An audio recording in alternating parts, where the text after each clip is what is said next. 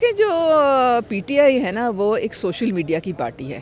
آپ اگر social media کے فین رہی ہے نا اس پارٹی میں. ہاں میں اسی لیے تو میں آپ کو بتا رہی ہوں نا. تو اگر آپ سوشل میڈیا کے فین ہیں اور آپ کی ساری انفارمیشن جو ہے سارا دن ان کے پی ٹی آئی کے واٹس ایپ گروپ سے آتی ہے تو پھر تو واہ واہ واہ واہ, پھر تو 100% وہی ہیں. سوشل میڈیا پر وہی ہے. لیکن ووٹ جو ہے نا, ووٹ سوشل میڈیا نہیں ڈالتا, ووٹ باٹس نہیں ڈالتے, ووٹ موکل نہیں ڈالتے. ووٹ ڈالنا, الیکشن لڑنا, موکل سے کیا مراد؟ یہ تو آپ مرشد سے پوچھیں, مجھ سے کیوں پوچھ رہے ہیں؟ یہ جو مرشد ہے وہ جو جیل میں بیٹھا ہے اس سے پوچھیں.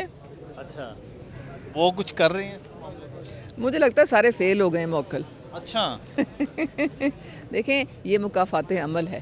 انہوں نے مذہب کو استعمال کر کے اور مذہب کے نام پہ انہوں نے سیاست کی ہے, اور یہ کوئی اچھی بات نہیں. یہ اللہ تعالیٰ کو یہ اللہ تعالیٰ کا نام لیں اور پھر اس طرح سے لوگوں کو دھوکہ دیں, یہ کوئی اچھی بات ہے؟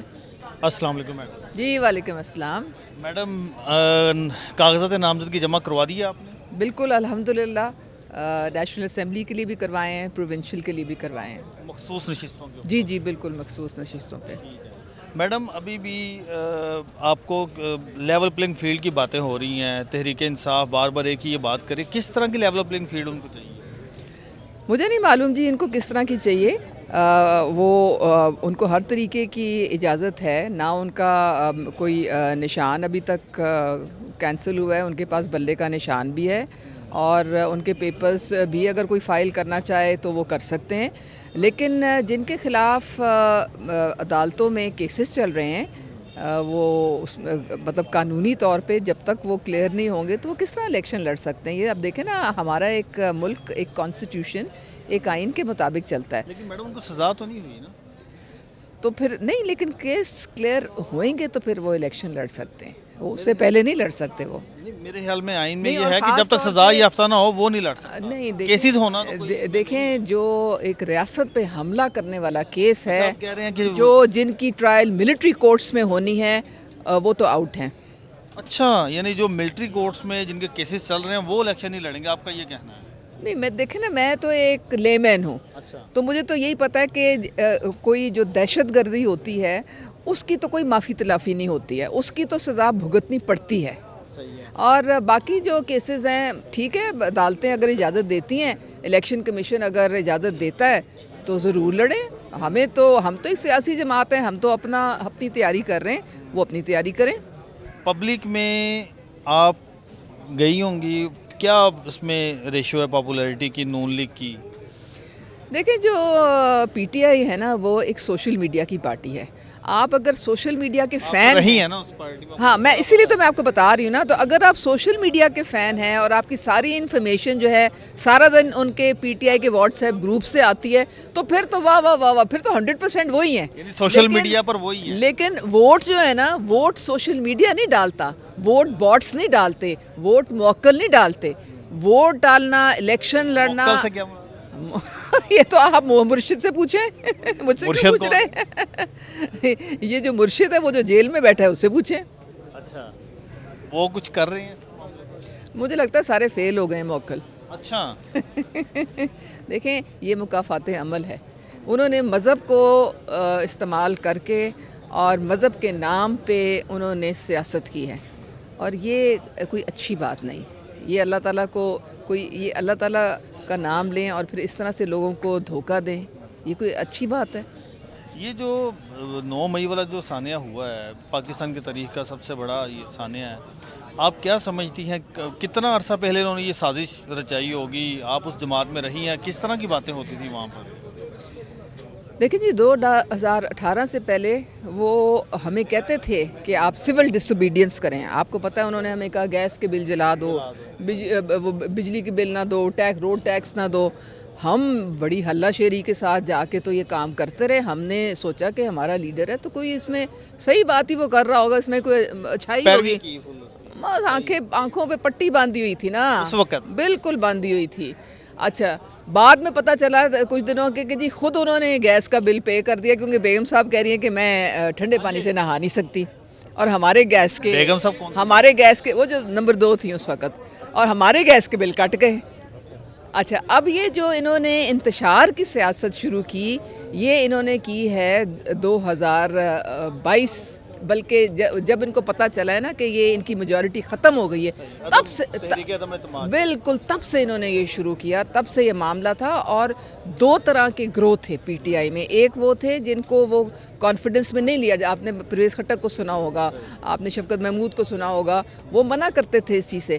یہ اس گروہ کو سے کروایا جا رہا تھا، مراد صحیح جس میں تھا، یہ سارے بیچ میں یہ گنڈا پور تھا، باقی اس طرح کے جو تھے نا جو اشتعال دلانے، یاسمین راشد اس میں تھی، جو اشتعال دلانے والے گروپ تھے، اس میں یہ ساری پلاننگ ہوئی، اس میں یہ ساری جو تھی لوگوں کو انتشار پھیلایا گیا، ان کو لے کے ان کو جایا گیا، جتنی ہماری ملٹری انسٹالیشنز ہیں ان پہ حملہ کروایا گیا۔ ایجنڈا کیا تھا حملہ کر کے اچیو کیا کرنا چاہتے؟ میں آپ کو بتاتی ہوں نا، دیکھیں ایک بہت امپورٹنٹ تعیناتی تھی، عمران خان نے ٹل کا زور لگا لیا کہ وہ تعیناتی جو ہے نا وہ نہ ہو، وہ ختم ہو جائے، اور اس کے لیے اس نے فوج میں بھی بغاوت کروانے کی کوشش کی، لوگوں کو بھی اکسایا، لیکن جو حق ہے نا وہ پریویل کرتا ہے۔ آج الحمدللہ ہمارے چیف آف آرمی اسٹاف جو ہیں وہ عاصم منیر صاحب ہیں، قلعے بھی کاٹے جاتے ہیں، پتہ نہیں کیا کچھ کیا جاتا تھا، لیکن یہ جو اس طرح کے کام ہیں ہمیں اللہ تعالیٰ نے ان سے منع کیا ہے، یہ جادو ٹونے اور یہ ساری اس طرح کی جو کہانیاں ہیں۔ ایک باتیں یہ بھی چل رہی تھی نا کہ جادو ٹونے کی حکومت اور چلے کاٹے جا رہے دیکھیں جی، ایک شخص جو کہ کتنی صداقت اب گھر جا چکا ہے، وہ اور عمران خان نے ملی بھگت کی تھی۔ ایک نے کہا تھا کہ جی میں آپ کو پرائم منسٹر بناؤں گا، اگلے 15-20 سالہ پرائم منسٹر رہیں گے، اور دوسرے نے کہا تھا میں آپ کو چیف آف آرمی اسٹاف بناؤں گا، ایکسٹینشنز دے کے میں آپ کے بھی 15 سال گزرا دوں گا۔ آج مکافات عمل دیکھیں، یہ سب اس کا سازشوں کا خمیازہ بھگت رہے ہیں، اور جن کو اللہ تعالیٰ نے سرخرو کرنا تھا وہ آپ کے سامنے ہے۔ میری کبھی زندگی میں ملاقات نہیں ہوئی، اور میرا تعلق کیا تھا ان سے؟ میں تو ایک توبہ کریں، میں تو ایک سیاسی ورکر ہوں جی، ایک سیاسی جد و جہد کے بعد 12 سال کی جد و جہد کے بعد ہم لوگ کہیں پہنچے تھے، تو ہمارا کیا کام تھا؟ ہم نے تو صرف میں نے تو نیشنل نیٹ ورک پہ بیٹھ کے لیڈرشپ کو، پارٹی کو، ان کی فیملی کو ڈیفینڈ ہی کیا تھا نا، کیونکہ میری یہ ڈیوٹی بڑا روب تھا پارٹی پر۔ روب بس آج جو بربادی ہے وہ اس میں ان کا بہت بڑا ہاتھ ہے۔ کن کا؟ ارے بھائی بشرا مانیکا کا، ان کا نام یہی ہے ابھی تک آئی ڈی کارڈ پہ، اور بشرا عمران تو پھر آئی ڈی کارڈ دکھائیں نا مجھے، کہاں لکھا ہے بشرا عمران؟ بشرا مانیکا لکھا ہے ابھی تک۔ اپنا کم از کم آئی ڈی کارڈ تو چینج کرا لیتی ہیں محترمہ۔ اب مجھے یہ بتائیے گا کہ اب جب یہ الیکشن ہونے جا رہا ہے تو سائفر کا معاملہ بھی ہے اور پھر جناح ہاؤس بھی ہے، چلیں میں ان کے اوپر بہت سارے الزامات ہیں، آپ نہیں سمجھتی ایک مرتبہ ان کو الیکشن لڑنے کی اجازت دی جائے، میدان میں آئیں، عوام فیصلہ کرے؟ قانون اپنا راستہ خود نکالتا ہے، میرے آپ کے کہنے سے کوئی فرق نہیں پڑنا۔ سائفر نہایت سیریس کیس ہے، اس کو ہم ڈسکس بھی نہیں کر سکتے ہیں میڈیا پہ، ٹھیک ہے؟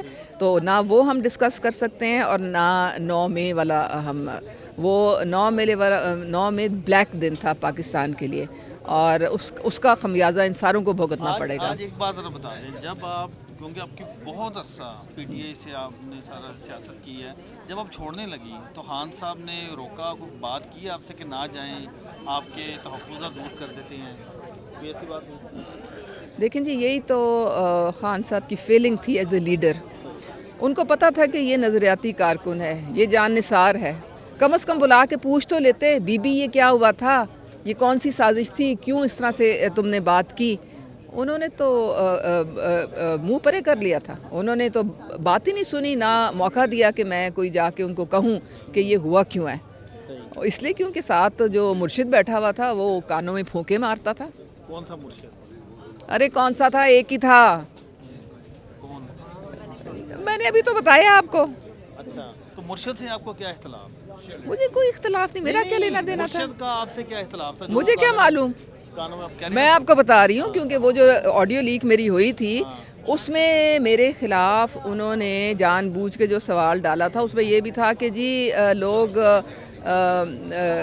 کہتے ہیں کہ نہیں، وہ یہ تھا کہ نعیم الحق نے مجھے ایک دفعہ بتایا تھا کہ खान साहब इसलिए खुश हैं क्योंकि वो कहते हैं मैं घर जाता हूँ तो मेरी वाइफ को सब पता होता है मैंने पूरा दिन किन मुश्किलात में गुजारा। तो मैंने यही बात कॉन्फिडेंस में किसी को बताई, तो उसने नहीं उसने पूछा कि किस तरह उनको पता लग जाता है। मैंने कहा जी मुझे नहीं पता, वो रूहानी शख्सियत हैं और क्या पता उनके पास कोई इतनी ताकत हो जिससे उनको पता चल जाता है। ये बात जो थी उन्होंने कहा कि इसको तो वहाँ फेंको जहाँ इसको पानी ना मिले। बुशरा बीबी ने कहा। जनाब ओ हो पूरी 1 साल इन्होंने मुझे विक्टिमाइज़ किया और आज क्या है, इस ज़ुबान ज़द आम है। कोई मुझे इस तरह से एक सियासी वर्कर को इस तरह कत्ल करके तो आपको क्या मिला मुझे आप ये बता दें। जुल्म था ना, तो कुफर का निज़ाम तो चल सकता है, जुल्म का निज़ाम नहीं चलता। Thank you very much.